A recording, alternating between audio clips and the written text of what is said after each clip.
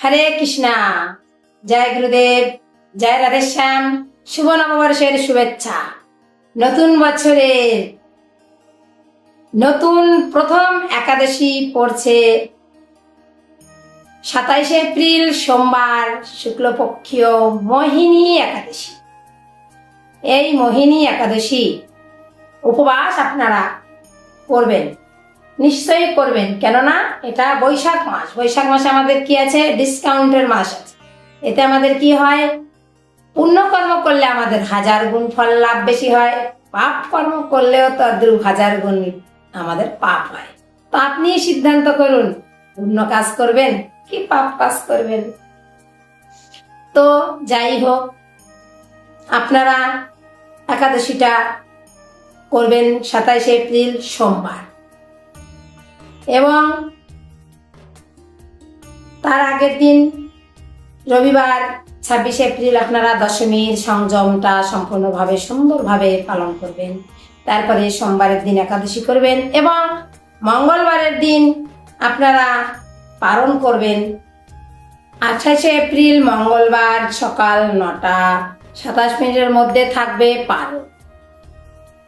এই পারণ আপনারা পারণের মধ্যেই অন্য জাতীয় কিছু দ্রব্যাদি দিয়ে ভগবানকে ভোগ লাগাবেন। চিড়ে মুড়ি, ডাল ভাত, যা কিছু তৈরি হয়, খিরি, তো সেটা আপনারা নিজেরা পেয়ে নেবেন। এবং এই পারণের যে পারণ মন্ত্র আছে, ব্রত সমর্পণ মন্ত্র আছে, তা ভিডিওর শেষে দেয়া থাকবে। তো যাই হোক, তো আমরা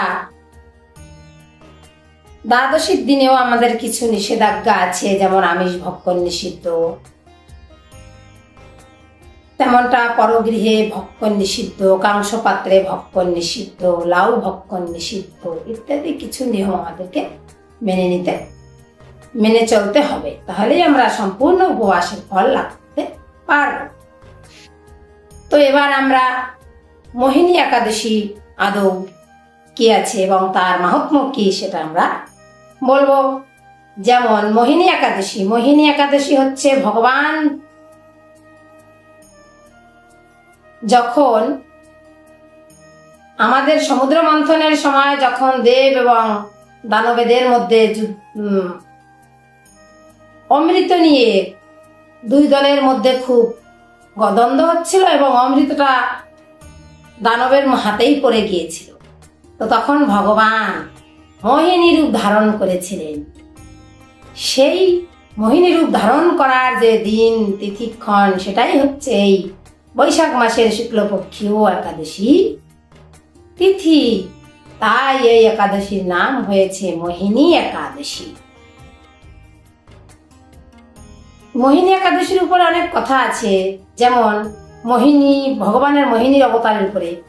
এই ভগবান যেদিন মোহিনী রূপ ধারণ করেছিল, তখন দেব, দানব, দৈত্য, মানব সবাই ভেবেছিল কি আহা আহা কি সুন্দর, যদি আমি একটু স্ত্রী হিসেবে পেতাম। আর শুধু তার মধ্যে একজন ছিলেন, সে হচ্ছে সূর্যদেব ভেবেছিল বলেছিল, যদি আমি তোমায় কন্যা হিসেবে পেতাম। তাই সূর্যদেবের মনের আশা পূর্ণ করার জন্য ভগবান বলেছিল, হ্যাঁ, দ্বাপর যুগে আমি তোমার কন্যা হিসেবে আসবো। তাই স্বয়ং ভগবান সূর্যদেবকে কথা দিয়েছিল, দ্বাপর যুগে আমি তোমার কন্যা হিসেবে আসবো। তাই দ্বাপর যুগে বৃন্দাবনে, শ্রীধাম বৃন্দাবনে বর্ষনায় রাধারানী হিসেবে জন্মগ্রহণ করেছিলেন ভগবান বৃষভানুর কন্যা রূপে। হরে কৃষ্ণা। তো সেই দিন ছিল এই একাদশী তিথি। এই একাদশী তিথি তাই মোহিনী একাদশী। এই মোহিনী একাদশীর মাহাত্ম্য কথা যখন জিজ্ঞেস করলো যুধিষ্ঠির শ্রীকৃষ্ণকে, যে বৈশাখ মাসের শুক্লপক্ষের এই একাদশী, এর নামই বা কি আর এর মাহাত্ম্যই বা কি, তখন ভগবান বললেন, বাহ, বড় সুন্দর প্রশ্ন তুমি করেছো। এই বৈশাখ মাসের শুক্লপক্ষীয় যে একাদশী তিথি আছে, এটার নাম মোহিনী একাদশী এবং এর মাহাত্ম্য, বড় মাহাত্ম্য। বৈশিষ্ট্য মুনির কাছে শুনেছিলেন রামচন্দ্র স্বয়ং। ত্রেতা যুগে রামচন্দ্র ভগবান শুনেছিলেন বশিষ্ঠ মুনির কাছে যে আমি সীতা দেবী হরণের পরে আমার যে তার জন্য যে দুঃখ জ্বালা, তারপরে তার প্রতি যে অত্যাচার অন্যায় করেছি, এই পাপ মোচনের কি উপায় আমার আছে? তখন ভগবান বলেছিল যে এই তিতাব জ্বালা হরণের উপায় হচ্ছে মোহিনী একাদশীর উপবাস। আপনি তো স্বয়ং ভগবান, আপনার তো কোনো পাপ পুণ্য থাকে না, তবে জগৎবাসীর কল্যাণের জন্য আপনি এই মোহিনী একাদশীর উপবাস করতে পারেন। তাহলে এবার আমরা বুঝবো যে একাদশীর উপবাস স্বয়ং ভগবান রামচন্দ্র করেছেন, সেইটা আমাদের কি না করলে হয়? সেটা তো আমাদের নিশ্চয়ই করতে হবে। আপনারা চেষ্টা করবেন শুক্লকে কৃষ্ণ সমস্ত একাদশীর উপবাসই খুব মাহাত্ম্যপূর্ণ। একাদশীর তিথিতে একটা অন্নের দানা ভক্ষণ করলে একটা গরুর গায়ে যত লোম আছে তত পাপ হয় আমাদের, তত দিন আমাদের নরক যন্ত্রণা ভোগ করতে হয়। তাহলে বুঝতে পারছেন, সৃষ্টি যতদিন থাকবে ততদিন আপনি নরকেই থাকবেন, আপনার আর কোনো ব্যবস্থা হবে না। তো ফিরবি সবাই করতে পারে না, করে না, তো আপনারা কখন কখন চেষ্টা করবেন ভালো ভালো কিছু একাদশীর উপবাস করার জন্য। যেমন বৈশাখ মাসের এই শুক্লপক্ষ মোহিনী একাদশী উপবাস করতে আপনারা চেষ্টা করবেন। ভগবানের সঙ্গে কিছু যোগ সূত্র স্থাপন করার চেষ্টা করবেন। একাদশী মাধব তিথি ভকতির জননী যতনে পালন। এই একাদশী এ মাধব তিথি, ভগবানের উৎপত্তি তিথি হচ্ছে একাদশী তিথি। এই একাদশীও যা ভগবান স্বয়ং তাই আমরা ভক্তির জননী একাদশী তিথির উপবাস করলে আমাদেরকে ভক্তি হয়। আমরা যদি একটা দুটো একাদশীর উপবাস করি বছরে, তো ভগবানের সঙ্গে আমাদের একটা যোগ সূত্র স্থাপন হয়। কারো বাড়ি আমরা যাই, কাউকে যদি আমরা ভালোবাসি, তখন তার সঙ্গে আমাদের একটা আত্মীয় সম্পর্ক হয়, তখনই সে আত্মীয় আমাদের সুবিধা অসুবিধা বোঝে। তদ্রূপ ভগবানও তাই, ভগবানের সঙ্গে আমাদের যোগসূত্রে স্থাপন করার সব থেকে পবিত্র সূত্র পথ হচ্ছে একাদশীর উপবাস। তাই আমরা মাঝে মধ্যে সুবিধা দেখে আমরা একাদশীর উপবাস করতে পারি এবং আরম্ভ করা উচিত। বহুবিধ মানুষ বরুথিনী একাদশীর থেকে একাদশীর উপবাস শুরু করে, নতুন যারা করে, এরকমটা কিছু নয়, আপনি এটা থেকেও করতে পারেন। যারা করা লোক তারা তো করবেই, যারা করেনি তারাও করবে, এটাই আশা রাখছি। তো বশিষ্ঠ মুনি ভগবান রামচন্দ্রকে বললেন, তখন শ্রীকৃষ্ণ বললেন যুধিষ্ঠিরকে। তো তারপরে বশিষ্ঠ মুনির কথায় যখন রামচন্দ্র উপবাস করেছিল, তখন তুমিও শোনো, আমিও তোমাকে বলছি এই ব্রতের মাহাত্ম্য কথা, জনসাধারণের মধ্যে যেটা ঘটেছিল সেটা থেকে। যেমন কুর্মপুরাণে বলা হয়েছে এই একাদশীর ব্রতের মাহাত্ম্যের কথা। সরস্বতী নদীর তীরে ভদ্রাবতী নামে এক সুশোভনা নগরী ছিল। সেই নগরীতে চন্দ্রবংশ জাত এক জিতমনা রাজা রাজত্ব জিতিমান, সেই রাজার নাম ছিল জিতিমান। এই রাজার রাজ্যে একজন পুণ্যাত্মা ধর্মাত্মা একজন বৈশ্য বাস করত, তার নাম ছিল ঢোলপাল। ঢোলপাল নামে এক বৈশ্য বাস করত।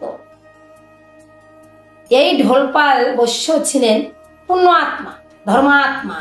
তিনি জগৎবাসীর মঙ্গলের জন্য কিছু কর্ম করতেন, যেখানে যেটা করতেন সেটা তিনি সর্বদা ভাবতেন এতে যেন জগতের মানুষের মঙ্গল হয়। যেমন নলকূপ তৈরি করে দিতেন, জলাশয় তৈরি করে দিতেন, জীব জন্তুর পশু পাখি সবাই যেন সেখানে জল পান করতে পারে। ধর্মীয় মঠ তৈরি করে দিতেন, মন্দির তৈরি করে দিতেন, পথযাত্রীদের জন্য বাসস্থান করে দিতেন, যাতে করে সেখানে মানুষ বিশ্রাম করতে পারে, বিশ্রামাগার ইত্যাদি ছিল তার মনোভাব। সে বহু পুণ্যাত্মা ব্যক্তি ছিলেন। ওই পুণ্যাত্মা ব্যক্তির 5 জন পুত্র ছিল। তারা ছিল সেই 5 ভাই, যে তাদের নাম ছিল সুমনা, দ্যুতিমান, মেধাবী প্রকৃতি ও দৃষ্টবুদ্ধি। এই যে পঞ্চম পুত্র যে দৃষ্টবুদ্ধি, এই দৃষ্টবুদ্ধি সবার ছোট ভাই, বাবা মায়ের ছোট পুত্র। সে বহু আদরে আহ্লাদে খুব একজন ভালো মানুষ তৈরি হতে আর পারলেন না, মানে আদরে যেটা হয় সোজা বাংলায়। এবং সে বেশি আদরে আহ্লাদে তার মতিভ্রষ্ট হয়ে গেল। সে কি করলো? সঙ্গ দোষে পড়ে গেল। সৎসঙ্গে স্বর্গবাস, অসৎসঙ্গে সর্বনাশ। তাই অসৎসঙ্গ দোষে তার জীবনে সর্বনাশ নেমে এল। সে তার তো আর কিছুর অভাব নাই, অর্থ আদি ভাই ব্রাদার সবই আছে, সে কেউই তাকে আর কিছু বলে না। চলো ছোট ছেলে, একটু ঘুরে ফিরে বেড়াক, আনন্দ ফুর্তি করবে। আনন্দ ফুর্তি করতে করতে সে এমন একটা পর্যায়ে পৌঁছে গেল যে একদিন সদর রাস্তার মধ্যে ঢোলপাল এসেছিলেন, হেঁটে হেঁটে আসছিলেন এবং দেখলেন তার ছোট পুত্র দৃষ্টমান, দৃষ্টবুদ্ধি, সে একজন পতিতা স্ত্রীর সঙ্গে তার কাঁধে হাত দিয়ে, কাঁধে কাঁধ মিলিয়ে রাস্তার মধ্যে হাঁটছে। নির্লজ্জ, মতিভ্রষ্ট, কিছু তার মধ্যে নাই, বিবেক নাই, লজ্জা নাই। দেখে ঢোলপাল ধর্মাত্মা বহু দুঃখিত হল এবং উনি ছেলে বাড়ি আসার পরে সঙ্গে সঙ্গে তাকে ত্যায্যপুত্র করে দিলেন। ত্যায্যপুত্র হয়ে যাওয়ার পরে, ত্যায্যপুত্র করে দিলে বাবা মা, সে আর বাবা মায়ের সঙ্গে থাকতে পারে না, তো তার কাছে যা ছিল সেইটা নিয়ে সে চলে গেল এবং তার দেহের গহনা গাদি ইত্যাদি বিক্রি আদি করে সে তার কর্ম, যেটা অসৎ সঙ্গ এবং নারী সঙ্গ ইত্যাদি করতে লাগলো। যখন তার কাছে আর অর্থ থাকলো না, তখন সে চুরি করতে লাগলো। কেননা সে তো নেশাগ্রস্ত হয়ে গেছে। মদ মদিরার বন্ধু বান্ধব, অসৎ সঙ্গটা তো ছাড়তেই পারবে না এবং নারী সঙ্গ ছাড়তে পারবে না। দুটোকে চালিয়ে রাখার জন্য সে চুরি করতে লাগলো। এভাবে সে চুরি করতে করতে ধরাও পড়তে লাগলো। প্রথম প্রথম রাজদূতেরা তাকে ধরতো এবং ছেড়ে দিত, ভাবতো কি একজন ভালো মানুষের ছেলে, চলো ছেড়ে দেই, শুধরে যাক শুধরে যাক। কিন্তু সে আর কিছুতেই শুধরাতে লাগলো না। যখন তার অত্যাচার দিনের পর দিন বহুভাবে বেড়ে চলতে লাগলো, তখন রাজদূতরা তাকে একদিন ধরে কারাগারে বাস দিয়ে দিল। কারাগারে কিছুদিন বাস করার পরে তার শাস্তি ভোগ হওয়ার পরে সে বুঝলো যে আমায় আর দেশে থাকলে হবে না, আমায় দেশ ত্যাগ করতে হবে। তখন সে সেই রাজ্য ত্যাগ করে জঙ্গলের দিকে চলে, জঙ্গলের দিকে গিয়ে সেখানে সে জঙ্গলবাসীদের যা খাদ্য আদি, জীবন্ত পশুদের হত্যা করা, তাদের দেহকে খাওয়াই ছিল তার কর্ম। এমনটা করে করে সে বহু থকান তার মধ্যে আসছে, কষ্ট, দুঃখ, যন্ত্রণা, জ্বালা, আর সেভাবে জীবনযাপন করতে পারছে না। এমনই দুরগ্রস্ত অবস্থার সময় তার চোখে পড়ল এক মুনি। সে ছিল কৌণ্ডিল্য ঋষি। কৌণ্ডিল্য ঋষি। এই কৌণ্ডিল্য ঋষি পবিত্র গঙ্গা স্নান করে সে ফিরছিল। আর এই ছেলে, বৈষ্ণবের দর্শন মাত্র মনের পবিত্রতা হয়, তো তেমনটাই এর দর্শন মাত্র এর মনে একটা অনুশোচনা জাগলো এবং সে তার কাছে কাছে তার রাস্তার ধারে ধারে চলতে লাগলো। তো তার গায়ে যে জল ছিল সেটা ছিটে ছিটে পড়ছিল এবং তার গায়েও এক ফোঁটা পড়েছিল। এই তার চরণ স্পর্শিত, দেহ স্পর্শিত জল তার দেহে পড়াতে এবং তাকে দর্শন করাতে তার সৎ বুদ্ধির উদয় হলো। আরে আমি তো মহা পাপী, আমি কি করলাম এতদিন? আরে আমি তো কিছু করিনি। এটা আদৌ তার দর্শন এবং তার স্পর্শন মাত্র হয়েছে তা ঠিকই, কিন্তু পূর্বজন্মের কিছু স্বীকৃতি তার ছিল। পূর্বজন্মের স্বীকৃতি না হলে মানুষ কখনোই খুব খারাপ অবস্থা থেকে ভগবানের দিকে ধ্যানমগ্ন হতে পারে না। তাই এই জগতে যত মানুষ আমরা দেখি খুবই খারাপ ছিল, স্ত্রী লোকটা খুবই খারাপ ছিল, হঠাৎ ভগবানের সান্নিধ্যে সে কেমন ভগবানের প্রিয় ভক্ত হয়ে গেল, তীর্থ তীর্থ ভ্রমণ করতে লাগলো, তার চোখে বারিধারা অশ্রু বর্ষণ করতে লাগলো। কত পুরুষ লোক আছে, তারা কত রকমের অন্যায় অপরাধ করে জীবনযাপন করে, হঠাৎ কি করে তাদের মধ্যে পরিবর্তন হয়ে যায়? এমনটার জন্যই হয়, এমন মহাপুরুষের দর্শন স্পর্শন থেকেই হয়ে যায়। কিন্তু এই হয়ে যাওয়ার পিছনে বড় কারণ থাকে, সেটা হচ্ছে পূর্বজন্মে অর্জিত সুকর্ম। তাই আমাদেরকে কখনোই বলতে হবে না যে কেন এত খারাপ ছিল সে ভালো হয়ে গেলে, কথাটা আমাদের কখনোই বলতে হবে না। আমাদের বুঝতে হবে তার পূর্বজন্মের স্বীকৃতি ছিল, তাই সে এ জন্মে কোনো সৎ পুরুষের সাক্ষাৎ স্পর্শ দর্শন পেয়ে গেছে, তাই তার জীবনের পরিবর্তন হয়ে গেছে। ধন্য ধন্য করতে হবে তাকে। হরে কৃষ্ণ কৃষ্ণ কৃষ্ণ হরে হরে, হরে রাম রাম রাম হরে হরে বলে তাকে অভিরামন করতে হবে, তাকে সম্মান করতে হবে। এটাই হচ্ছে আমাদের সাধারণ মানুষের কাজ। কখনোই আমরা ভাববো না। ঠিক তদ্রূপ দৃষ্ট বুদ্ধির মধ্যে পরিবর্তন হয়ে গেল। তখন সে তার পদ স্পর্শন করলো এবং বহুত অনুশোচনা করতে লাগলো, আমার এখন কি হবে, আমি এখন কি করব। কিন্তু ওই সময়টা ঠিক বৈশাখ মাস ছিল। তখন বলছিলেন উনি যে তুমি আগামী শুক্লপক্ষের মোহিনী একাদশী আছে, এই একাদশীতে তুমি উপবাস করো। এই একাদশীতে তুমি উপবাস করলে তোমার সর্ব দুঃখ জ্বালা যন্ত্রণা দূর হয়ে যাবে, তুমি শান্তি অনুভব করবে। তখন তাই সেই দৃষ্ট বুদ্ধি বহু সযত্নে গুরু আজ্ঞা পালন করলেন এবং শেষে মোহিনী একাদশী উপবাস করলেন এবং উপবাস শেষে তার জন্য সে গরুর ধ্বজ করে ভগবানের ধামে আরোহণ করলেন। হরে কৃষ্ণ। দেখেন একাদশীর কি ফল। তো দুষ্ট বুদ্ধির মতো দুষ্ট বুদ্ধি লোক যদি ভগবানের গরুর ধ্বজ করে ভগবান ধামে যেতে পারে, তো আমরা কেন পারবো না? নিশ্চয়ই আমরা ওই একাদশীর উপবাস করব এবং গরুর ধ্বজ করে ভগবত ধামে ফিরে যাব। তাই একাদশীর মাহাত্ম্য, মোহিনী একাদশীর মাহাত্ম্য এমন সুন্দর মাহাত্ম্য। এই উপবাস করলে আমাদের তাপ জ্বালা পাপ মোহ মায়া সব দূরীভূত হয়ে যাবে, সব বিনষ্ট হয়ে যাবে, আমরা ভগবানের পরম পদ লাভ করতে পারবো। তাই সবাই আমরা আসুন, একটু হলেও ভগবানের উপবাস করার জন্য আমরা চেষ্টা করব আর উপবাস করব।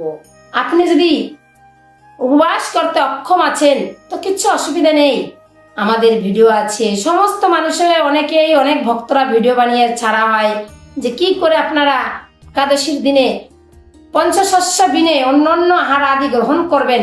অসুস্থ মানুষ আছেন, তারা কি কি খেয়ে সারাদিন আপনারা যাপন করবেন এবং ভগবানের ধ্যান জপ করবেন। যারা বয়স হয়ে গেছেন 80 বছরের উপরে, তারা উপবাস করবেন না, তারা করবেন মৌন ব্রত পালন করবেন। সেদিন আপনারা মৌন ব্রত পালন করবেন, মৌন থাকবেন, কথা বলবেন না। তো যখনই আপনি কথা বলবেন না, তখনই আপনি সারাদিন উপবাস মানে উপবেশন মানে কাছে থাকা। আপনি সারাদিন তো ভগবানের ধ্যান জপ করবেন। আপনি কথা যখন বলবেন না, তখন আপনি ভগবানের কথাই ভাববেন যে আমি আজকে কেন কথা বলছি না, আজকে একাদশী আছে, আজকে মাধব তিথি আছে, তাই আমি আজকে কথা বলছি না, আমি পালন করছি। সেভাবে আপনি একাদশীর ফল পেয়ে যান। হরে কৃষ্ণ। সবাই ভালো থাকবেন। কথায় যদি কেউ কোনো দুঃখ পান তো ক্ষমা করবেন, অপরাধ ক্ষমা করবেন। আমাদেরও চেষ্টা, আমাদের কথায় যদি কেউ একজন কিছু করে তো বোঝেন তো তাতে আমারও অনেক লাভ আছে, তাই আমরা বলি এত কষ্ট করেও। আর আপনি যদি করেন আপনারও অনেক লাভ, আর আপনি যদি করেন তার আমিও কিছু পাবো, তাই আমিও কষ্ট করে বলি।